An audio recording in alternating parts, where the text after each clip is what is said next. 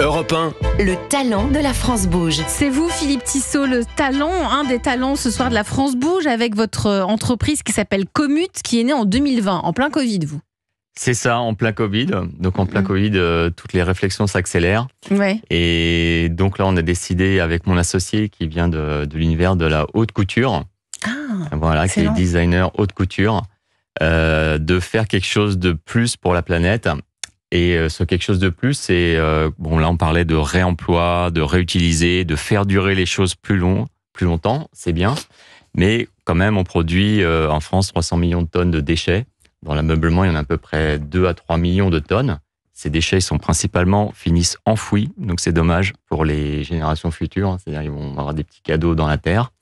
Donc, il faut faire quelque chose pour toute cette matière qu'on ne peut pas réemployer. Donc, ces déchets, c'est pour ça que vous avez créé Commute. Juste un peu avant, pour qu'on apprenne à vous connaître, Philippe, vous avez un vrai parcours d'entrepreneur. Ça fait 25 ans que vous êtes entrepreneur. C'est ça, 25 ans. Vous avez monté 4 boîtes, 4 sociétés. 4 sociétés qui existent toujours, bon, pas forcément avec le même nom, mais dont les emplois sont aussi pérennes, parce que c'est important d'avoir aussi des emplois pérennes qui durent.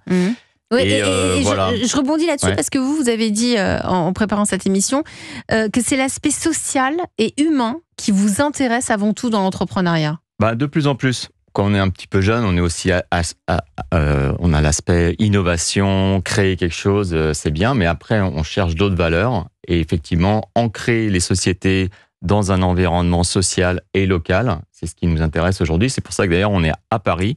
Donc, on crée des emplois à Paris. Notre usine, elle est à Paris, dans le 14e. Donc, elle est vraiment en plein cœur de Paris. 1 kilomètre d'ici, maximum. Oui, parce que les studios d'Europe 1 sont dans le 15e. C'est ça. Je tiens à le préciser. Exactement.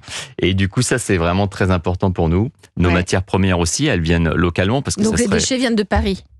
Un peu plus loin. On a une zone d'achalandise, on va dire comme ça.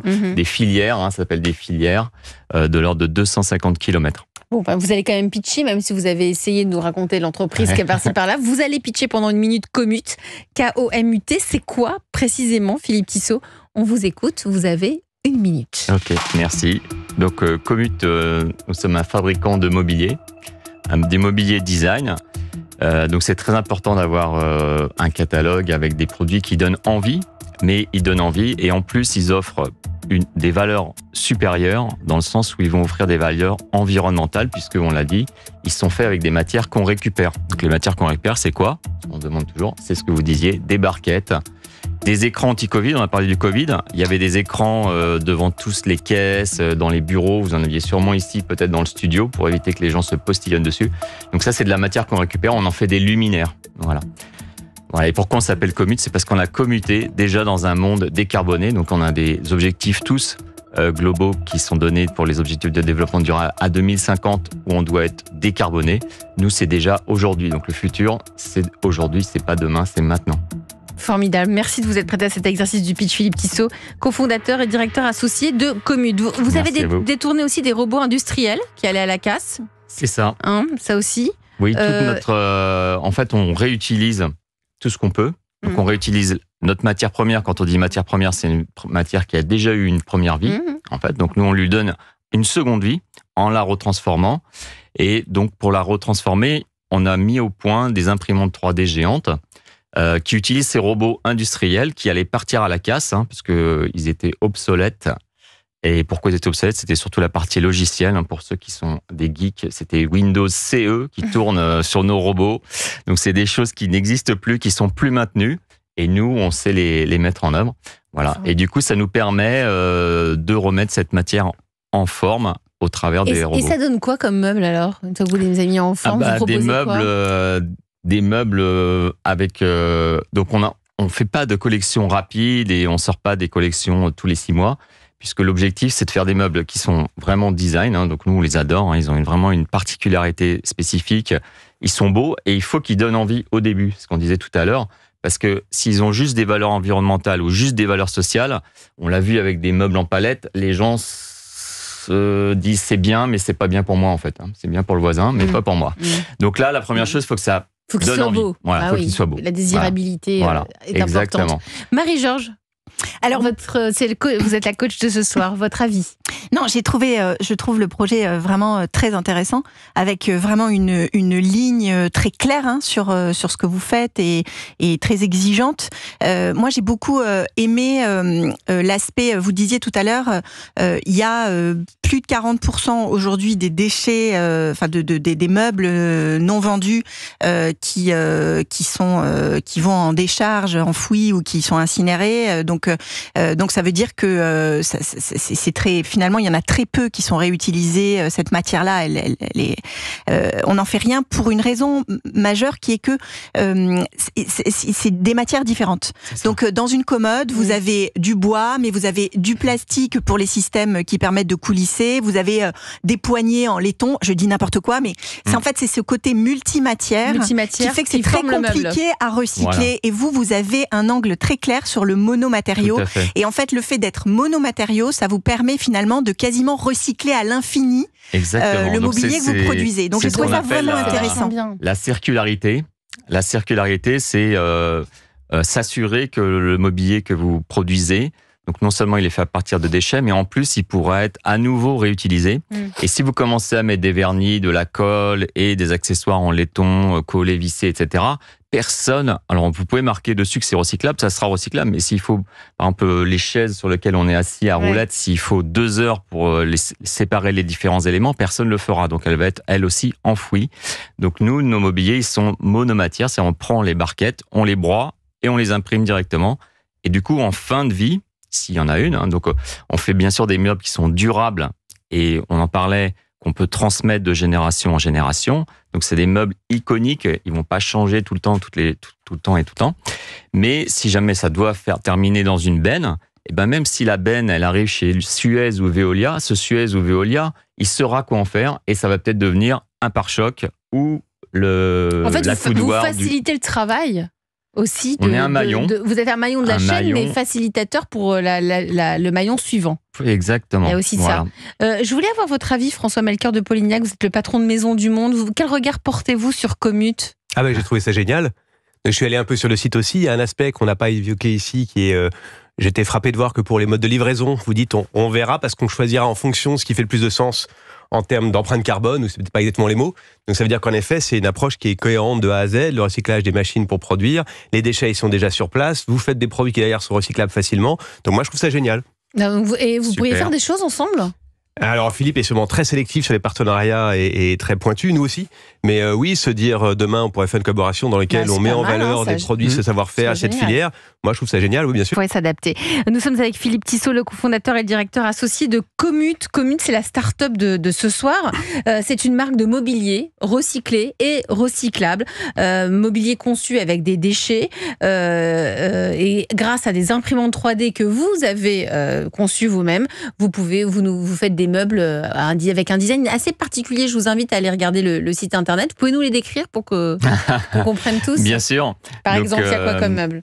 Alors, comme c'est imprimé en 3D, on dépose en fait des strates de matière recyclée, ce qui donne une typicité exclusive au mobilier, puisque ça crée comme des petits bourrelets, des petites strates qui se mettent les unes sur les autres. Et quand on fait des luminaires, par exemple, ces strates, du coup, elles vont diffracter la lumière. Et avec des matières recyclées. Ça veut dire quoi, diffracter? Alors, diffracter, ça veut dire diffuser la lumière à 360 degrés. C'est comme dans du cristal, si vous voulez. Du coup, on a des luminaires qui sont faits à partir de matières recyclées, qui ressemblent à des luminaires en cristal. Et ça, c'est vraiment un plus produit et c'est quelque chose d'unique. Si vous êtes parmi nous ce soir, c'est parce que vous êtes en train de vous développer. Je crois que vous avez besoin de financement, notamment. C'est ça, parce qu'on voudrait aller... donc là, principalement, on vend sur le marché des professionnels, donc pour meubler des bureaux et l'hôtellerie, restauration. Et on voudrait bien sûr accéder, parce qu'on a des demandes, au marché du particulier, du grand public, parce que lui aussi, il veut acheter des produits qui sont durables et qui sont faits avec des matières qui ont été recyclées. Voilà. Marie-Georges, comment aider ce soir Philippe Tissot, patron de Commute? Oui, alors peut-être quelques pistes, mais que vous avez sans doute, auxquelles vous avez sans doute déjà pensé. Mais effectivement, on disait tout à l'heure, chez les particuliers, le poids de l'inspiration sur le digital est très grand. Donc ça veut dire travailler potentiellement avec des influenceurs, des gens qui peuvent aussi parler de ce que vous faites sur les réseaux sociaux. Ça me paraît compliqué de faire sans. Avec aussi un certain nombre de gens qui sont comme les décorateurs, par exemple, les décorateurs, les décoratrices, qui sont des bons relais pour vous et qui peuvent vous aider aussi à proposer ce type de produit aux particuliers. Et je trouve que vous avez un atout qui me semble très intéressant, qui est lié à votre technologie, parce que c'est l'autre quand même point fort, c'est l'impression 3D et la dimension assez technologique qui vous permet d'avoir quand même un vrai potentiel de scalabilité. Pour peu que vous ayez la matière première, vous pouvez quand même, grâce à la technologie 3D, produire en quantité, et si vous avez beaucoup de demandes à un moment donné, vous pouvez vous adapter, et ça c'est vraiment un atout très grand comparé aux autres éditeurs ou fabricants de mobilier qui se développent sur le marché. Et votre atout, c'est la possibilité de personnaliser. Et je trouve que vous avez quelque chose d'assez séduisant pour le particulier, qui est la capacité peut-être à personnaliser un peu les meubles, puisqu'avec l'impression 3D, enfin je dis pas qu'on fait absolument ce qu'on veut, mais quand même on a une capacité peut-être à faire des choses. Alors vous faites aujourd'hui des collections, vous avez dit que vous voulez pas non plus en faire des tonnes, en développer un grand nombre, mais il y a peut-être cette capacité de peut-être faire participer un peu le particulier à l'expérience, et ça me faisait penser à quelque chose qu'on a fait chez Accenture avec Bricorama, qui est aussi sur ce segment bricolage, etc. Ouais. On a développé Paint, c'est trouvable en ligne, qui est un petit assistant, un petit assistant conversationnel sur le site de Bricorama, qui permet en fait de donner des conseils, d'inspirer les gens, qui en fait, quand ils ont un besoin de décoration, ils savent pas qu'ils veulent le Pantone C3B 4212, ils savent qu'en fait ils veulent décorer la chambre de leur enfant pour qu'elle soit plus comme ci, moins comme ça, et à la fin ça finit par acheter une peinture. Mais au début, on sait pas ce qu'on veut. Et je trouve que il y a des possibilités aujourd'hui avec les assistants conversationnels, avec l'IA générative, de peut-être proposer un service qui permette de prendre un peu le besoin, l'envie de vos clients. Alors, vous êtes sur un segment assez luxe. Vous êtes donc sur un segment Parce qu'ils sont à combien les produits au final ? Les luminaires, c'est les luminaires qu'on voudrait mettre accessibles aux particuliers. On les vend entre 400 et 1000 euros. Oui, on est dans la fourchette, c'est-à-dire qu'on est dans la fourchette des luminaires de fabricants français qui vendent au grand public. Donc on est bien positionné. Et oui, donc effectivement, customiser, c'est ça. C'est sûr que l'impression 3D, ça permet de customiser notamment les dimensions, les formes, etc. Dans la customisation, ce qu'il faut toujours bien voir, c'est les limites et que ça prenne pas trop de temps, parce qu'il y a des gens qui, au bout d'un moment, vont jouer avec l'outil informatique en ligne pour customiser leur luminaire. Et puis au bout d'un moment, ils vont arriver à un résultat qui va pas leur plaire. Et du coup, ils vont aller chez Maison du Monde pour acheter une lampe qui est toute figée, quoi. Ça, c'est pas très grave, en fait. Ouais, c'est bien. Voilà, dans le François Melchior est content. Mais vous pouvez faire des choses ensemble. Vous avez parlé un peu Alors, juste avant, musique. mais parce qu'en fait, moi, peut-être une question. Pourquoi les luminaires et pas le reste de la gamme que j'ai trouvé sympa sur le site ? Parce que c'est le produit qui est aujourd'hui le plus adapté pour le particulier. Ou le plus abouti. En termes de prix, en termes de logistique aussi, parce que la logistique du particulier, c'est quelque chose qui est différente. Donc, c'est des plus petits paquets, etc.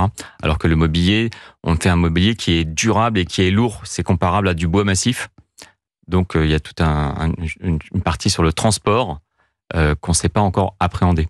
Donc c'est une histoire de logistique aussi. Marie-Georges. Non, mais je vous ai entendu parler tout à l'heure de faire peut-être une capsule commute. On aime bien ça. On aime bien l'idée. Chez Maison du Monde, peut-être au sein d'une présentation un peu particulière de tout ce que vous faites en matière de durabilité, etc., qui peut aller assez bien avec l'identité de commute, parce qu'il faut que ça soit aussi... Voilà, il faut que ça soit gagnant-gagnant, mais pas que sur le chiffre d'affaires, mais que ça aide aussi à la promotion et à donner l'envie aux gens d'acheter des produits plus durables, dans le sens où ils sont faits avec des matériaux recyclés.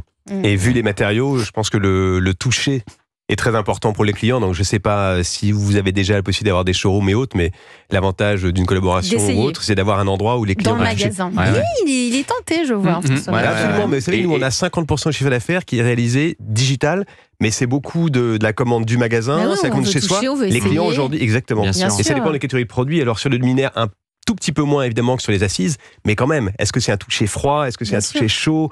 Les gens ont quand même envie de l'avoir en main, en Mais tout cas, sur une le- bonne partie des clients. Ouais. Sur le luminaire, ils n'auront pas le toucher. Bon, ils peuvent le toucher, bien sûr. Mais c'est surtout, ils verront cette lumière qui est magique, qu'on a Moi, du ça me mal à donne, moi, rendre en ligne. ça me donne vraiment envie d'aller voir à Ouais. quoi elle ressemble. Le luminaire, cette c'est vraiment lumière. un Bon, truc incroyable. Déjà, les meubles sur le site sont extraordinaires. Ouais, ouais, ouais. Très C'est- design, très c'est- sympa. c'est- ouais. c'est très très beau, très épuré. Marie-Georges évoquait les influenceurs pour Philippe Tissot pour Commute. Vous avez des influenceurs qui travaillent avec vous chez Maison Oui, du bien Monde, sûr. vous Alors, prenez on le a des influenceurs avec lesquels on a une relation professionnelle, et puis il y a aussi beaucoup, en fait, d'influenceurs qui spontanément, naturellement, quand ils Post. cherchent des produits, vont aller taper aussi dans le référentiel très riche de Maison du Monde.